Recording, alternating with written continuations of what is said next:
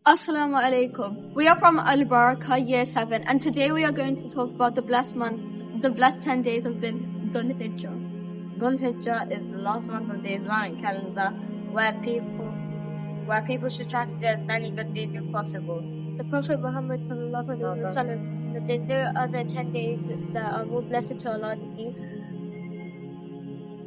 During this month, Muslims should increase the number of good deeds that they perform, such as giving sadaqah or helping out parents, and also respecting them. On the 9th day is the day of Arafah, which is the most blessed day, and Muslims should try to fast on that day.